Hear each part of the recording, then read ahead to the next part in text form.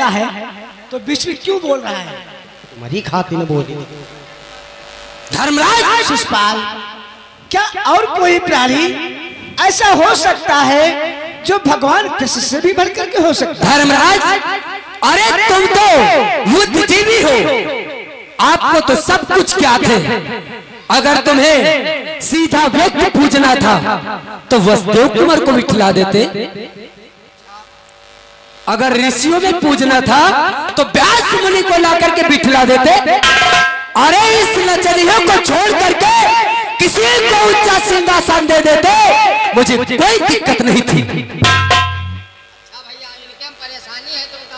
हाँ, द्वारपाल, मतलब वही सब है सेंट के सीसी आई गोबर को छो तो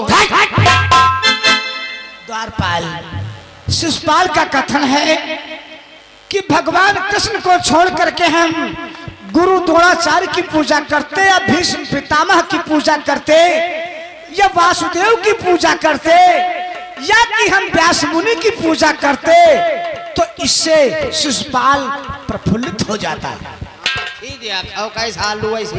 द्वारपाल, उतार इसको नीचे। शिशुपाल, शिशुपाल, क्या कह रहे थे तुम कि मैंने द्वारकाधीश भगवान कृष्ण को उच्च स्थान दे दिया तो मैंने मूर्खता का कार्य किया? हाँ धर्मराज, तुमने मूर्खता काम किया। परंतु शिशुपाल बोलो, मैं तो तुमसे केवल एक ही बात कहना चाहता हूं। क्या कहना चाहते हो? शिशुपाल, कि तुम खुद बन रहे हो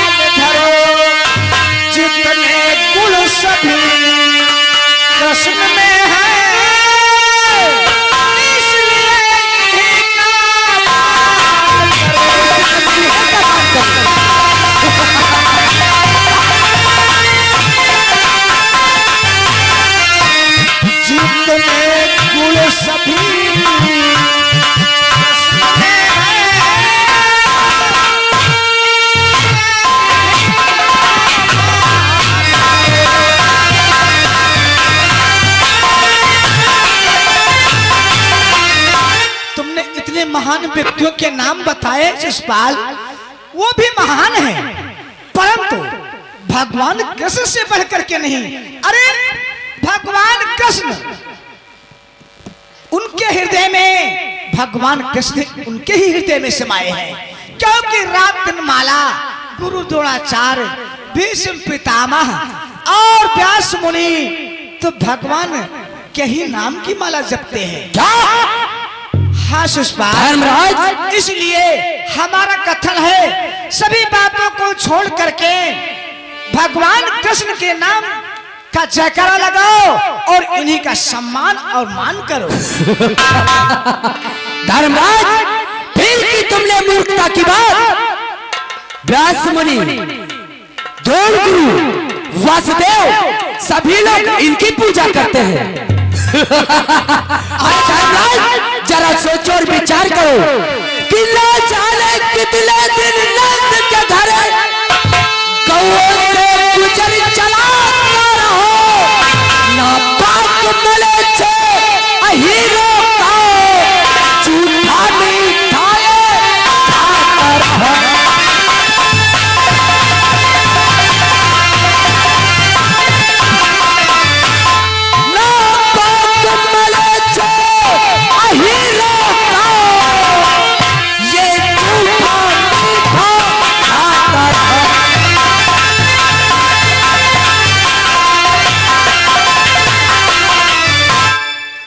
ना जाने कितने दिनों तक नंद के घर गौओं से अपना गुजर चला रहा था।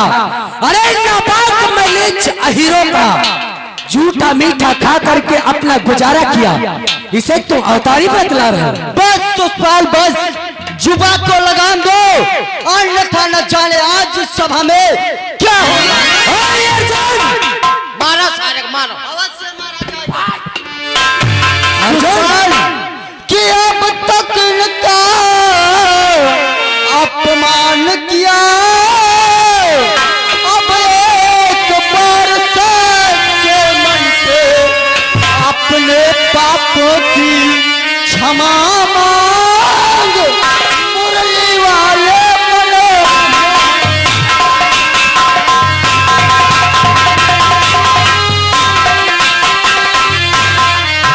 अपने पापों की क्षमा मांग। मुरली वाले बने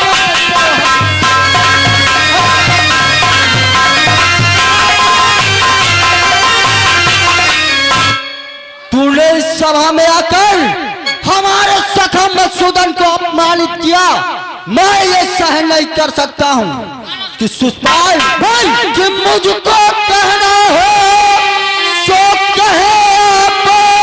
हम सभी सहन कर सकते हैं, हम सभी सहन कर सकते हैं। अनुचित जो कहा मधुसूदन को पढ़ते हैं।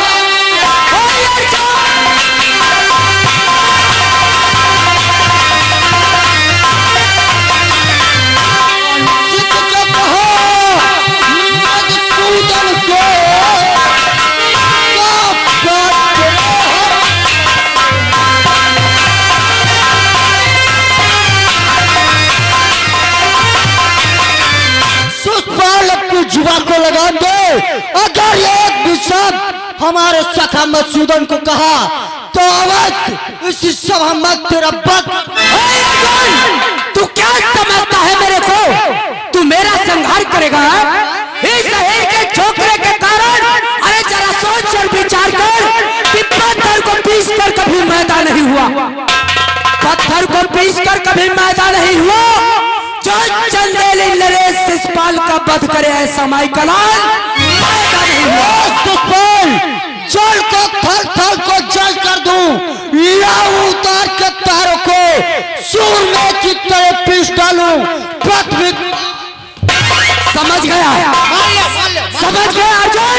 इस धर्मराज के चक्कर में पड़ करके तुम पांचों भाई के बोल भ्रष्ट हो गई। मार पाई थी हम। शांत हो जाओ द्वारपाल।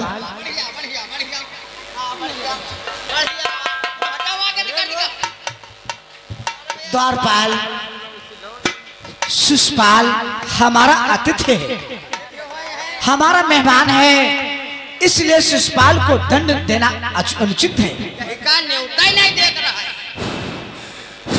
शिषपाल, धर्मराज, मैं और तुमसे कुछ नहीं कहना चाहता, बस इतना ही कहना चाहता हूँ कि मेरे नजरों के सामने इस शहर के छोकरे को नीचे उतारो।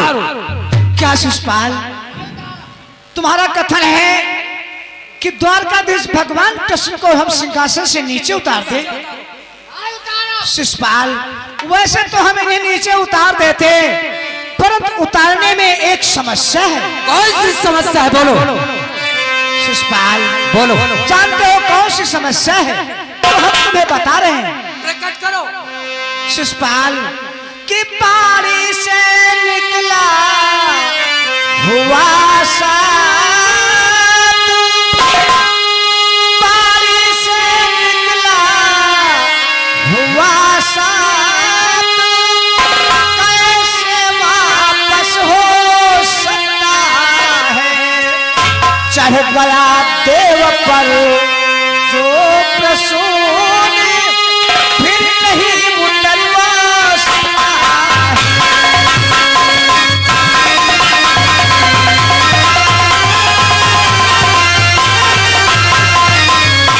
चढ़ गया देव पर जो प्रसून, फिर नहीं उतरवा सकता।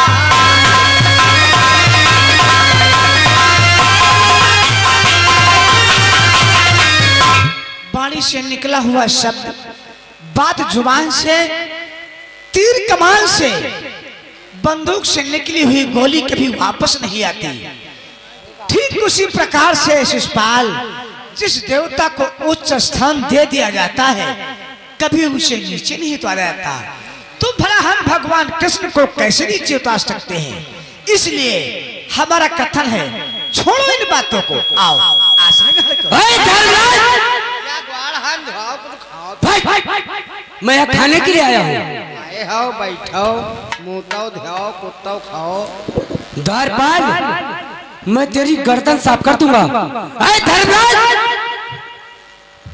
शिशुपाल, आपके कहने का मतलब यह है कि जो प्रसून देव पर चढ़ गया वो कभी नीचे नहीं उतारा जा सकता। कदापि नहीं शिशुपाल। धर्मराज, सोचो और विचार करो, जो प्रसून तुमने चढ़ाया है अगर तुम नहीं उतार सकते तो मैं खुद उतार दूंगा। आई सही भैया, काहे तुम्हारी मौताई लागी? मेरी? हाँ। कौन मारेगा मुझे?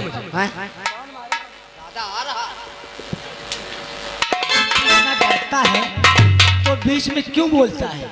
गुस्सा नहीं मानते तो अपने गुस्सा को शांत कर ले। यो ऐसी बात है, कहा कि हमारे गुस्सा शांति नहीं। द्वारपाल, जो अधिक बोलता है,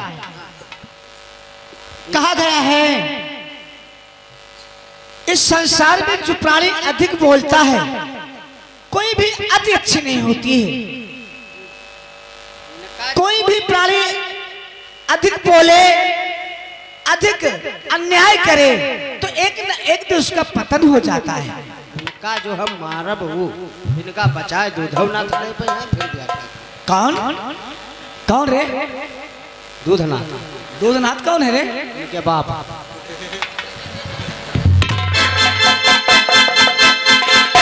धर्मराज, शिशुपाल, नीचे उतारो से। शांत हो जाओ शिशुपाल। अरे छोड़ो इन बातों को, आओ। भाई धर्मराज, आसन को तू ग्रहण कर। अगर तुम नहीं उतार सकते तो इस शहीर के छोकरे को नीचे मैं उतारता हूँ। बड़े ती समान हो तो ले उतार लियो। मैं उतारूंगा। अरे तू क्या समझता है? मैं इतनी देर से इसे गालियां दे रहा हूँ, भला बुरा कह रहा हूँ, इसके कानों में आवाज पड़ रही है। काहे तुमसे मतलब पता सुनाई दे रहा है इसे कुछ? सुनते नहीं का वैसे बैठ। अरे अगर ये वीर होता। शिशुपाल, इसीलिए तो कहता हूँ तुमने कितनी गालियां दिया है भगवान कृष्ण को, फिर भी कुछ नहीं बोल रहे हैं। अब तो शांत हो जाओ। इतना बेशर्म है, इतना निर्लज्ज है ये कि मेरी बातें सुनता जा रहा है लेकिन मेरी बातों का उत्तर नहीं दे रहा है। धर्मराज, देखो महाराज, गरियावत उल्टा सीधा यो भाई, अब बेशरम उनका बता रहा। और क्या? ये बेशर्म है, निर्लज्ज है, अहिर का छोकरा है। धर्मराज, जरा सोचो और विचार करो कि मैं सुना रहा हूँ भला बुरा, ये मेरी सुनता जाता है, ये मेरी सुनता जाता है, नहीं दृष्टि उठाता ऊपर को, रेखाएं भूखी गिरता है।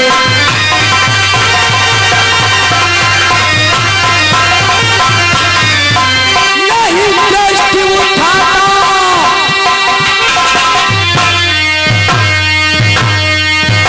रेखाएं भूखी गिरता है।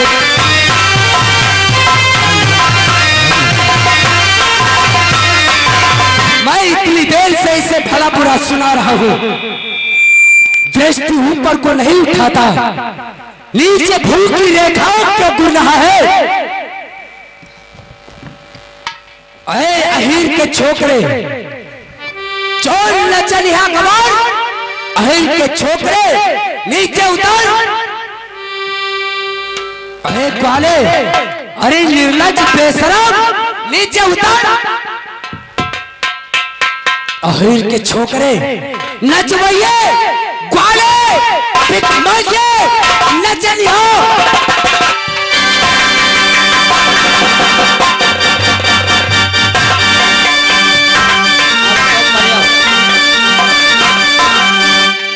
चंदेरी नरेश शिशुपाल, अपने जिह्वा को लगाम दे। तू इतनी देर से मुझे इतनी गालियां देता चला जा रहा है, और मैं सुनता चला जा रहा हूँ। इसका मतलब ये नहीं बनता है कि तू मुझे गालियां देता जाएगा, मैं सुनता चला जाऊंगा। अरे सोच जरा उस वक्त की बात जिस क्षण मैं प्रयागराज को गया था। चंदेरी नरेश सुषपाल कि मैं गया प्रयागराज को था, द्वारिका जला दी थी तूने, द्वारिका जला दी थी तूने, मम पूज पिता श्री अधबरी की सामग्री हर ली तूने। अच्छा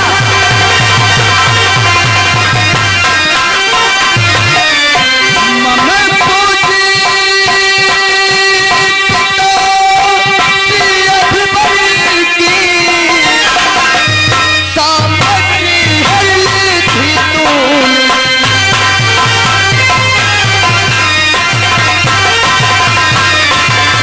याद कर चंदेरी नरेश सुषपाल, मैंने तेरा वध उसी क्षण कर दिया होता जिस क्षण मैं प्रयागराज को गया हुआ था। तूने हमारी द्वारिका को जला दिया, हमारे पूज्य पितामह श्री की अधवरी सामग्री का हरण कर लिया। लेकिन अर्थात इतने में तेरी बुआ श्री आ गई और मुझसे निवेदन करने लगी, कहने लगी, हे बेटा कन्हैया, आज तो हमारे पुत्र को छोड़ दो। लेकिन मैंने कहा, हे बुआ श्री, आखिर मैं आपके पुत्र सुषपाल को कब तक छोड़ दूं? कितनी गलतियों को क्षमा करता जाऊं? तो आपकी माता अर्थात हमारी बुआ श्री ने मुझसे वचन लिया था कि हे बेटा कन्हैया, तुम हमारे पुत्र सुषपाल को एक नहीं दो नहीं 100 गलतियों को माफ करना। लेकिन आज तूने क्या किया है सुषपाल? क्रोध में आकर के आज तूने क्या किया कि दे चुका गालियों से अधिक, अब आगे चले जुबान नहीं, अब आगे चले जुबान नहीं, उठा प्रतिज्ञा करता है बच सकती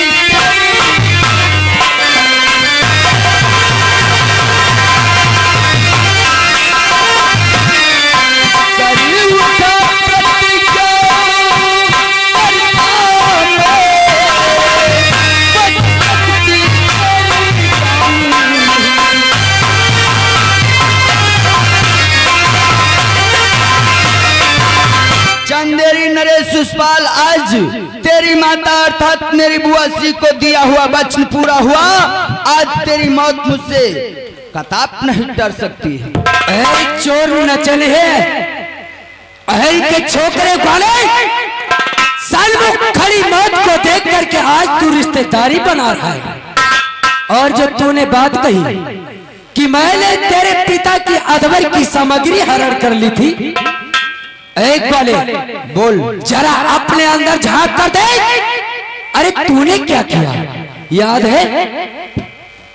मेरी शादी हो रही थी, मेरा विवाह हो रहा था, मेरा विवाह रुक्मिणी के साथ में हो रहा था।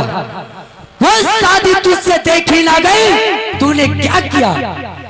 मेरे मंडप में जाकर के रुक्मिणी का विवाह मुझसे हो रहा था और उस मंडप में जाकर के तूने रुक्मिणी का हरण किया था, याद है? हे चंदेरी नरेश सुषपाल, वो तो तेरे भाग्य में नहीं थी इसलिए तुझे नहीं मिली, लेकिन आज तेरी मौत तेरे भाग्य में है। आज तुझे कोई नहीं बचा सकता है। कल मरने के लिए तत्पर हो जा, चल तैयार हो जा।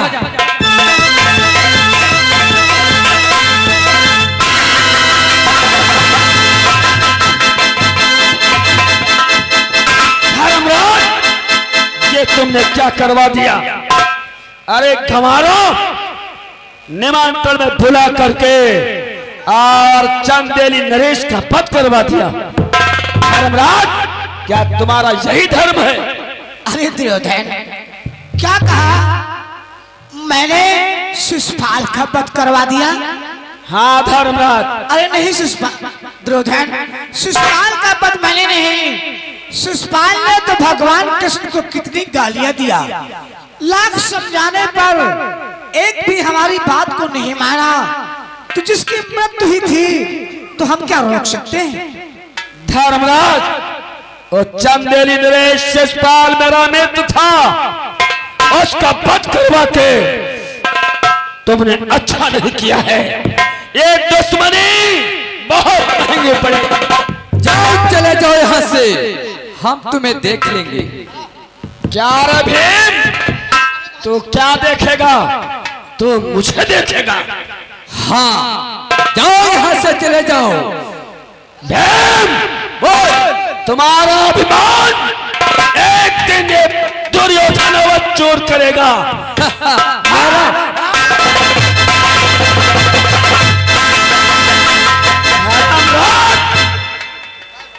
इस भीम का अभिमान मैं अवश्य चोर करूंगा। देख ले।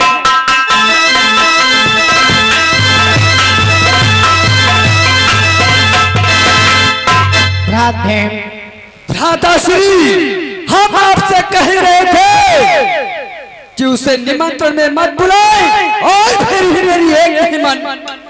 नहीं भीम, तुम नहीं जानते हो कि दुर्योधन इतना व्याकुल क्यों हो गया, इतना क्रोधित क्यों हो गया?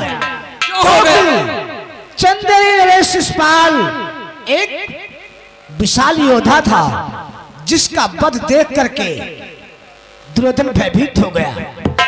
बात है, और वो डर गया, इसलिए गिड़गिड़ाता हुआ हमारे दरबार से वापस चला गया। ठीक है दादाश्री। आओ भीम, जो होगा वो देखा जाएगा।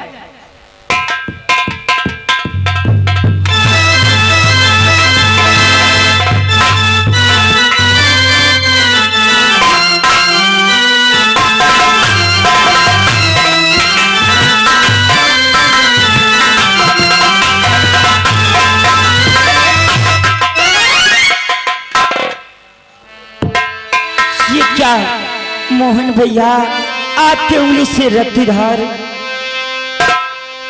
कैसे लगी चोट मोहन भैया? हल्की आवाज बढ़ाओ। कि मोहन भैया, मोहन भैया, उंगली रक्तधार।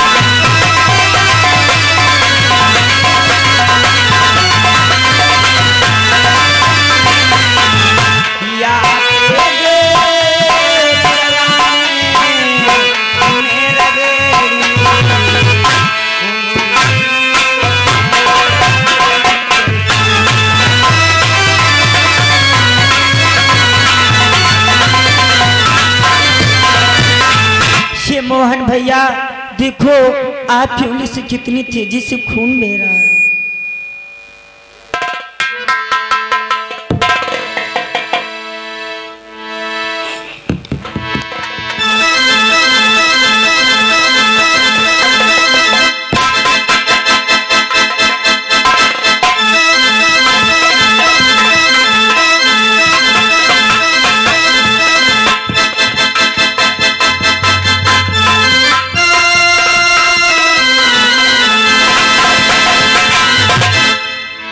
अरे ये क्या बहना, आपने जरा सी चोट के कारण अपना देखिए कितना कीमती वस्तु खराब कर दिया बहना।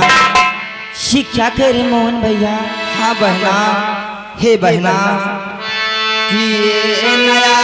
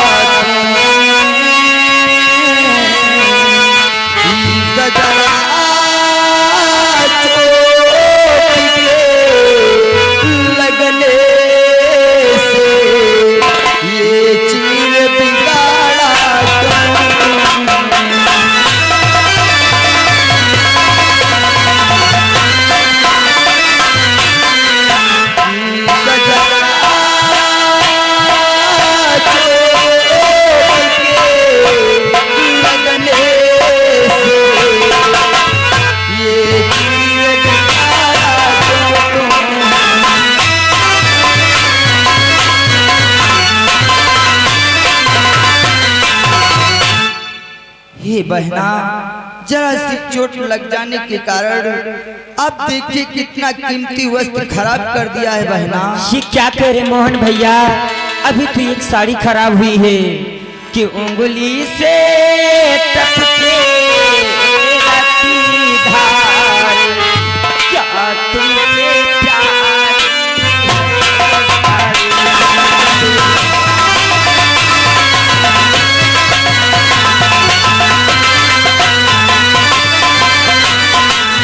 उंगली से टपके रहती धार, क्या तुमसे प्यारी है साड़ी। कि बस एक बूंद के कारण ही छावर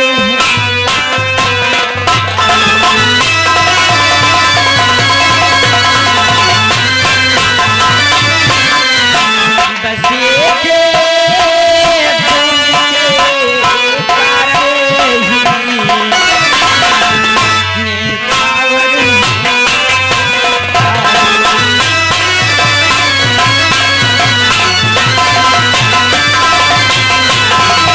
ये मोहन भैया, अभी तो एक साड़ी खराब हुई है, अगर लाखों साड़ी खराब करना पड़े तो मैं लाखों साड़ी आपके लिए कुर्बान कर दूंगी। धन्य है बहन, धन्य है आपका प्रेम। हे बहना, कि द्रौपदी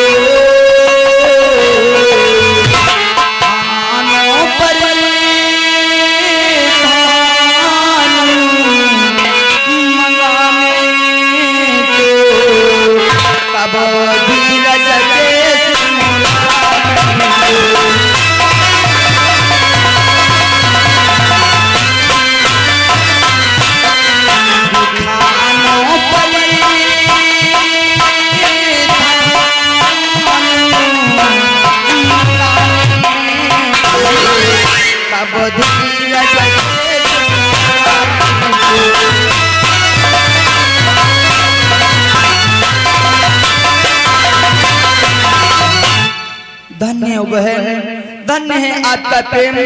वास्तव में बहन, आज तो आप